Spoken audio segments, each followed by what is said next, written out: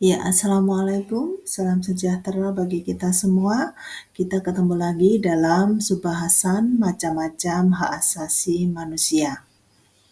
Nah, pada dasarnya hak asasi manusia terdiri atas dua hak dasar, yaitu hak persamaan dan hak kebebasan. Yang selanjutnya dari dua hak tersebut diturunkan menjadi hak untuk melanjutkan keturunan, hak rasa aman, dan hak kesejahteraan.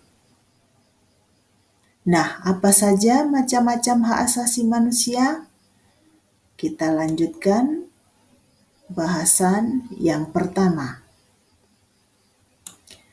Yang pertama adalah hak asasi pribadi atau personal right.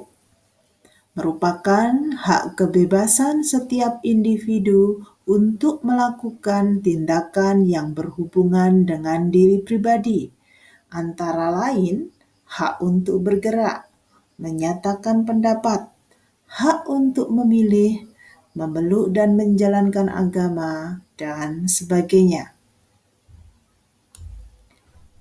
Yang kedua, hak asasi politik atau political right merupakan hak asasi yang dimiliki oleh individu dalam bidang politik dan pemerintahan, antara lain memilih dan dipilih, berkumpul dan mengikuti organisasi, menjadi anggota partai politik, dan sebagainya.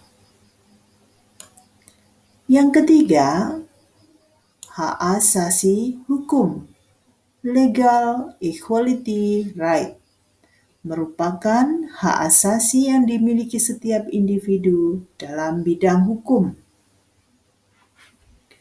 yang termasuk antara lain hak mendapat layanan dan perlindungan hukum, serta hak mendapat perlakuan yang sama di hadapan hukum. Yang keempat adalah hak asasi ekonomi, property right, merupakan hak kebebasan setiap individu untuk melakukan pengembangan dirinya dalam kegiatan ekonomi.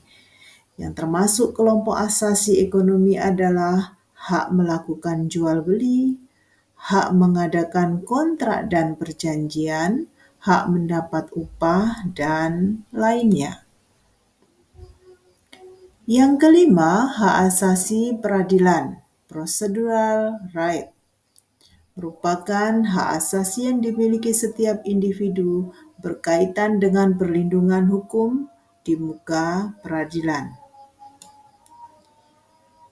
Yang keenam adalah hak asasi sosial budaya, social culture right, merupakan hak asasi yang dimiliki individu di bidang sosial dan budaya. Yang termasuk di dalamnya adalah hak mendapat pelayanan kesehatan, hak mengembangkan kebudayaan, hak mendapat pendidikan, dan meningkatkan kesejahteraan hidup. Itulah keenam macam-macam hak asasi manusia. Nah, kita lanjutkan.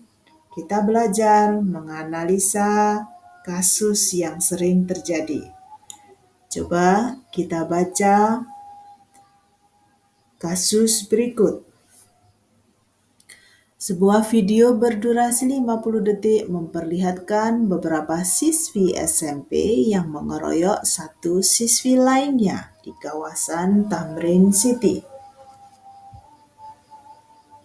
Nah, kasus seperti di atas bisa merupakan sebuah indikasi bahwa warga negara kita belum benar-benar atau tidak mengerti konsep persatuan, apalagi dunia ini telah mengakui keberadaan HAM.